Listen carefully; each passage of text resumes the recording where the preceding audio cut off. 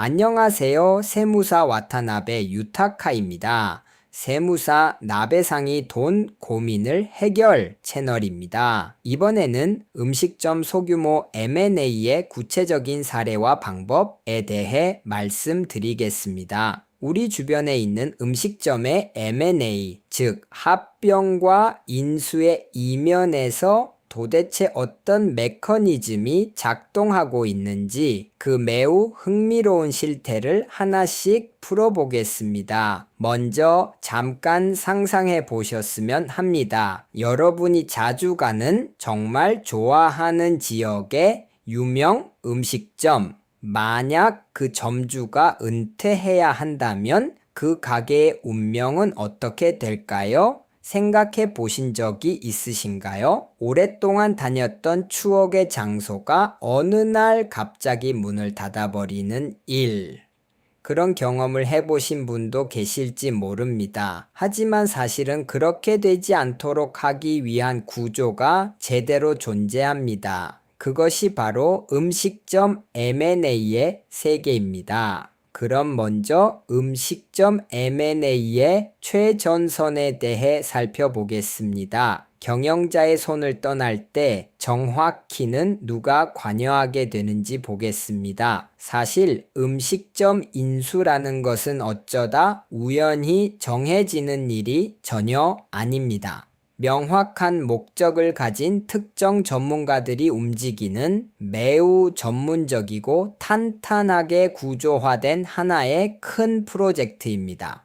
관여하는 사람은 M&A 중개회사의 어드바이저, 세무사, 변호사, 그리고 경우에 따라서는 부동산 전문가까지 포함됩니다. 각자가 서로 다른 역할을 맡으면서 하나의 거래를 성사시키기 위해 움직이고 있습니다. 말 그대로 무대 뒤에서는 우리가 상상하는 것보다 훨씬 많은 사람들이 물밑에서 치밀하게 움직이고 있는 것입니다. 여기서 궁금해지는 것이 그 근본적인 이유입니다. 그렇다면 M&A를 추진하는 두 가지 배경, 이 대표적인 사례를 깊이 살펴보겠습니다.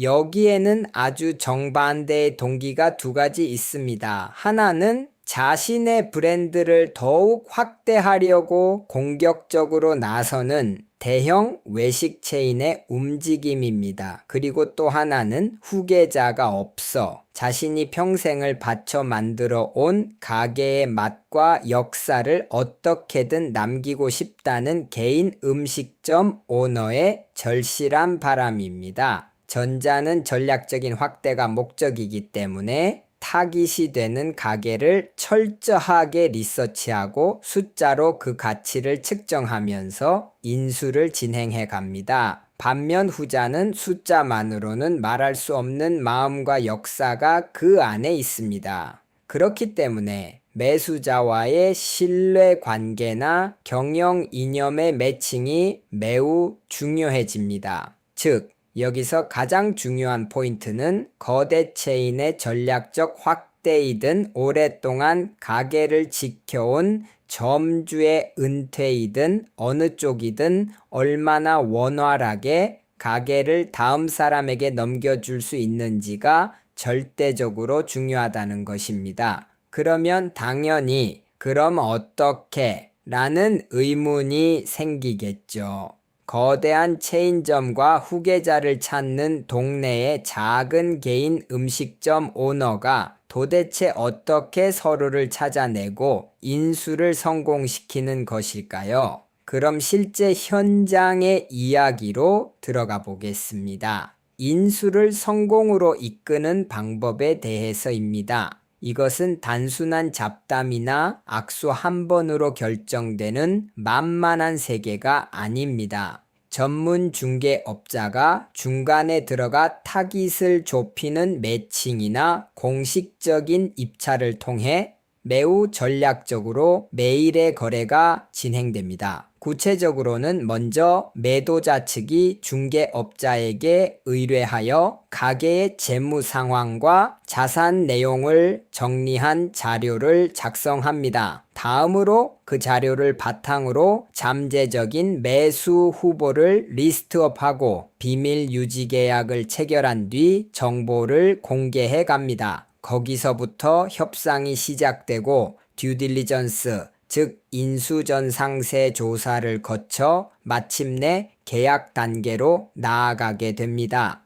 비즈니스의 이면을 보는 것 같아서 매우 흥미롭죠. 최적의 상대를 찾을 수 있다는 것은 운에 맡기는 것이 아니라 치밀하게 계산된 전문적인 절차의 결과입니다. 그리고 무사히 계약서에 서명했다고 해서 끝나는 것이 아닙니다. 오히려 여기서부터가 가장 중요한 고비입니다. 계약 후의 포괄적인 인수인계에 대해 살펴보겠습니다. 이 자산을 포괄적으로 승계한다는 말이 중요합니다.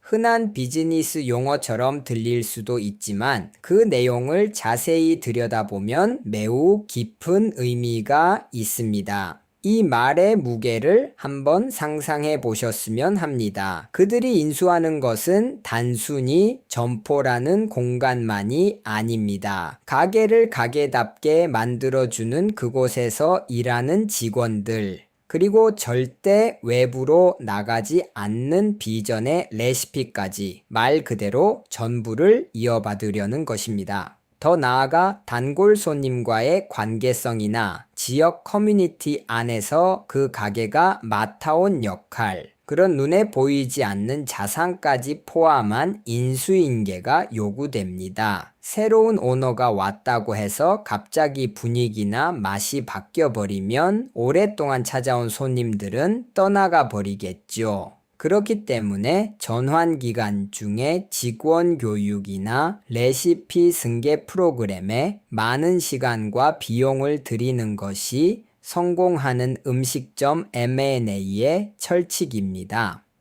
이것은 즉 음식점 인수를 성공시킨다는 것이 부동산을 손에 넣는 일이 아니라 직원의 기술이나 요리 지식, 말하자면 그 가게의 영혼 그 자체를 보존하는 일이라는 것을 증명하고 있습니다. 자, 마지막으로 여러분께 이런 질문을 던지며 이번 해설을 마무리하고자 합니다. 만약 음식점의 진정한 가치가 그곳에서 일하는 사람들과 이어져 내려온 레시피에 있다면 여러분이 가게를 살 때 정말로 손에 넣고 있는 것은 도대체 무엇일까요? 벽돌이나 벽과 같은 단순한 건물이라는 그릇일까요? 아니면 그 안에 깃든 눈에 보이지 않는 가치일까요? 다음에 여러분이 좋아하는 가게에 식사를 하러 가실 때에는 꼭 그런 가게의 영혼에도 마음을 기울여 보시기 바랍니다. 이번에는 음식점 소규모 M&A의 구체적인 사례와 방법이라는 제목으로 말씀드렸습니다. 소규모 M&A에 대해서는 와타나베 유타카 세무사 사무소의 페이지도 참고해 주세요.